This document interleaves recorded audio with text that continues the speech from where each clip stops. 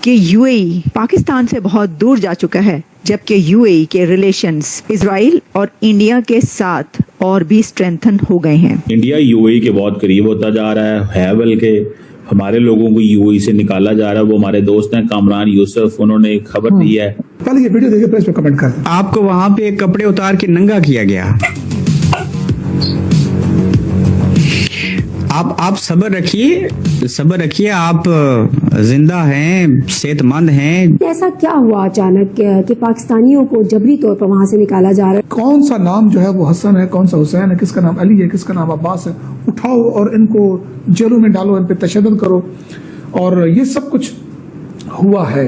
कि पाकिस्तानी जो हैं यूएई के अंदर उनको आहिस्ता आहिस्ता वहां से निकाला जा रहा है। इतिहाद एयरवेज ने 15 पाकिस्तानियों को जो कि हैंगर में काम करते थे, उनकी 18 साल उसमें से एक बंदे की 18 साल सर्विस थी। कि यूएई अपनी नई सफ तैयार कर रहा है, जिसके अंदर मोदी है, जिसके अंदर नेतन्याहू है, जिसके अंदर अमेरिका है, जिसके अंदर यूएई है।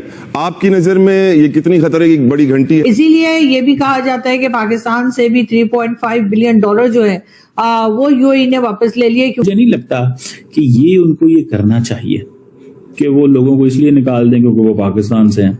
यूएई ने डिसाइड कर लिया है कि वो UAE will stand with Israel and India, not with Pakistan. जी बिल्कुल, आपने ये वीडियो देख ली।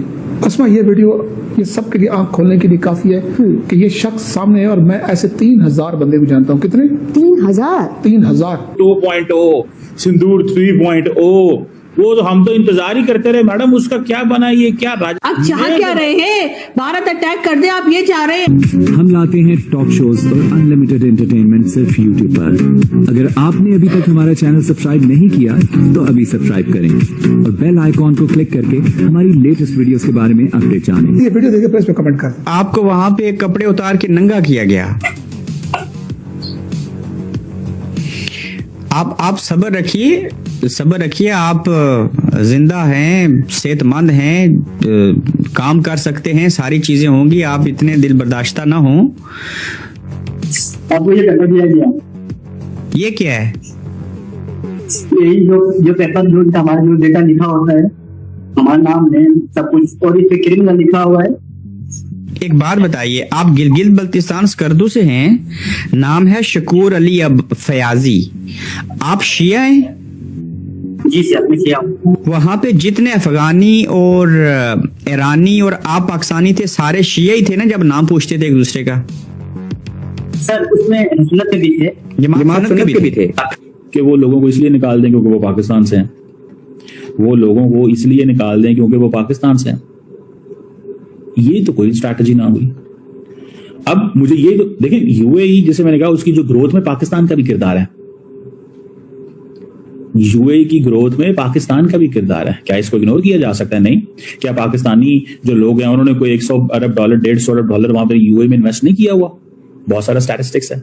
अभी हाल ही में जो पाकिस्तान को उन्होंने कहा कि $3.5 बिलियन हमारे भेज दें, $3.5 बिलियन हमारे भेज दें। अब सवाल ये पैदा होता है कि $3.5 बिलियन का पाकिस्तान ने कर्जा देना था, लिया हुआ था, लोन लिया हुआ था, डिपॉजिट थे, लेकिन ईरान के साथ ताल्लुकात खराब हुए तो सिचुएशन कहाँ की कहाँ पहुंच गई। और उसका जो नुकसान है वो वही बात है। देखिए ना, जंग उनकी हो रही है, जंग उनकी हो रही है, नुकसान हमारा और फजूल में। ठीक है ना जी। और वो इस चीज को वो समझ रहे हैं कि पाकिस्तान को टफ टाइम दो, कर्जा लिया है वापस कर दो। पाकिस्तान ने ले लिया, ठीक है जी, वो कर्जा लिया है और वो इसको जैसे कहते हैं ना, that is something very significant चीज है सिलसिले में कि कर्जा लिया है तो वो आप इसको मैनेज करो, ठीक है। और मैं इसको ये भी समझता हूँ, ठीक है जी, कि कहीं ना कहीं पे मैं इसको ये समझता हूँ कि कहीं ना कहीं पे जो अप्रोच है वो ये अडॉप्ट करने की जरूरत है कि पाकिस्तान को यूएई के साथ खुल के बात करनी चाहिए। पाकिस्तान की भी तो रिजर्वेशंस हैं कि नहीं है? क्या पाकिस्तान के अंदर ये बात नहीं हुई कि यूएई जो है उसकी क्या पोजीशन है ग्वादर के ऊपर? मैं इस पर डिटेल में नहीं जाना चाहता, I don't want to get into detail this. उनकी क्या पोजीशन है ग्वादर के ऊपर या जो कुछ वहां पे हो रहा है? पाकिस्तान ने कभी इसको डिस्कस नहीं किया, पाकिस्तान ने कभी इसको डिस्कस नहीं किया। और इस चीज को उनको तो इस चीज का बहुत अच्छे से पता है कि यार ये क्या है और इसका क्या मुस्तकबिल है और क्या होता है और क्या होगा। So what I believe and see is कि पाकिस्तानियों का निकाला जाना, उधर से इंडिया बड़ी कुर्बत है, उधर से इंडिया की बहुत कुर्बत है और बड़ी तेजी से इंडियंस को इन्वॉल्व किया जा रहा है। पाकिस्तानियों को ये है कि ठीक है इनको निकालो, पाकिस्तानियों को निकालो, इनका क्या फर्क पड़ता है, इनको कौन पूछने वाला है। समझ रहे हैं बात? वो कह रहे हैं कि पाकिस्तानियों का क्या, इनका कौन पूछ लेगा। अब पाकिस्तान को ये डिसएडवांटेज होगा कि अगर पाकिस्तानी लोगों को निकाला जाता है वहां से बड़ी तादाद में, मैस लेवल पे 100, 200, 400, 500 बंदे, UAE will stand with Israel and India, not with Pakistan. एक तो ये कि जो इत्तेहाद एयरवेज है उसने बड़ी तादाद में पाकिस्तानियों को सैक कर दिया। दूसरी खबर ये है कि एक बहुत बड़ी जायंट कंपनी UAE की पाकिस्तान छोड़कर जा रही है। अच्छा, इसकी भी खबरें डॉन तक में ये न्यूज़ आई है।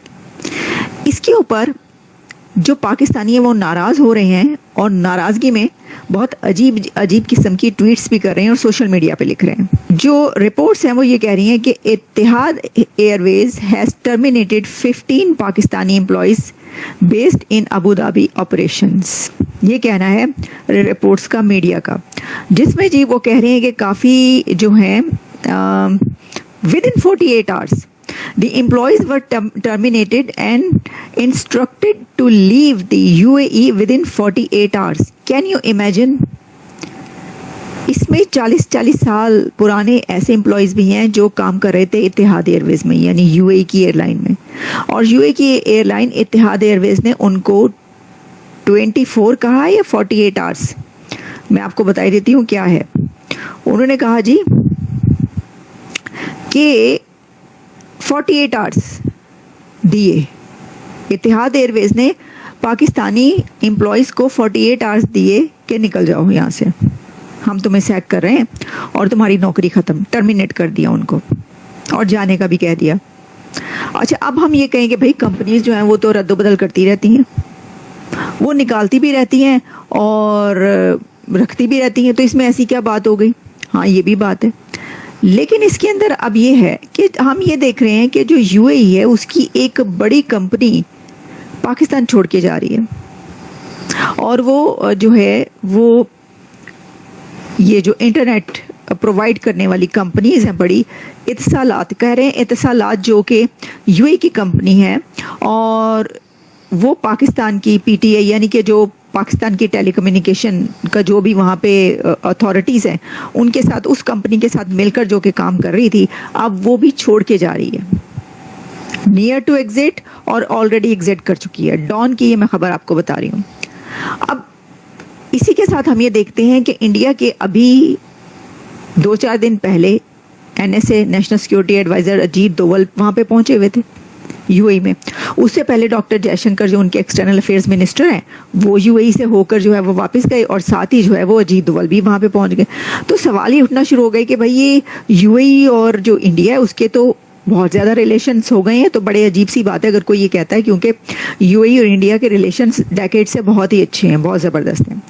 लेकिन आप देखें कि ऐसी इस सूरत में कि जिस वक्त पाकिस्तान अरब कंट्रीज़ के जो मीडिएशन है या फैसिलिटेशन है वो ईरान के साथ करवा रहा है, तो ऐसी सूरत में तो पाकिस्तान के ज़्यादा रिलेशंस अच्छे होने चाहिए थे, लेकिन नहीं, ये तो उल्टा हो रहा है। UAE ने पाकिस्तान को छोड़कर इजराइल के साथ और इंडिया के साथ स्टैंड करने का जो है वो डिसाइड कर लिया। पाकिस्तान के अंदर पाकिस्तान की हालत जो खराब पाकिस्तान की हुकूमतों ने कर दी है, पाकिस्तान की मिलिट्री एस्टेब्लिशमेंट ने कर दी है, वो तो भारत चाह के भी नहीं कर सकता सर। हर जगह हमारे ऊपर कर्जा चढ़ा हुआ है। अभी जो हम कह रहे थे UAE को पैसा वापस दे दिया बड़े चौड़ों के लिए, UAE इनको हमने पैसा वापस दे दिया, तो सर वो कैसे दिया है? वो आपने सऊदिया से पैसा लेके UAE को दे दिया, कर्जा तो उधर का उधर ही है और उस पे सूद भी हम देते जा रहे हैं। तो सर यहाँ पर तो जो प्रॉब्लम्स हैं, जिस तरह से पाकिस्तान की ईंट से बच चुकी है, जो कि आप जैसे लोग कभी नहीं मानेंगे कि पाकिस्तान इस वक्त मुश्किल में है, और पाकिस्तान के बिल्कुल इस वक्त हालात ऐसे नहीं है कि वो किसी से भी लड़े, ना भारत से और ना अफगानिस्तान से, ना किसी से। बोल देना मेरी बा, वो हमारी तो चलो ठीक है, जो चांदी निकल आई, जिंदा हो गया, मुर्दा हो गया, जो हो गया हो गया। मैं तो सर उनको पता है कि वो ऑपरेशन सिंदूर 2-3 करके उतना नुकसान नहीं कर सकते जितना ऑलरेडी हमारे अपने गवर्नमेंट जो बैठी हुई है और हमारे अपनी मिलिट्री एस्टेब्लिशमेंट के लोग जो बैठे हुए, जो अपने आप को प्रमोट करते चले जा रहे हैं। आगे कोई जगह भी नहीं छोड़ी उन्होंने कि अब उनको जो है बादशाह सलामती बनना रह गया, अजीम शान शहनशाह करके। सर आप पंखा हिला रहे होंगे किसी दिन, और मुझे तो ऐसा लगता है। तो सर इसलिए उनको पता है कि अपने आप को खुद ही जो डैमेज करे, उनके ऊपर क्या वक्त जाया करना, इसलिए सर वो हट गए। तो आपको ये वीडियो कैसा लगा कमेंट बॉक्स में जरूर लिखिए। इस वीडियो को लाइक कीजिए, शेयर कीजिए, सब्सक्राइब करना ना भूलिए आपके चैनल EFC.Z को। तो मिलते हैं अगली वीडियो में। जय हिंद।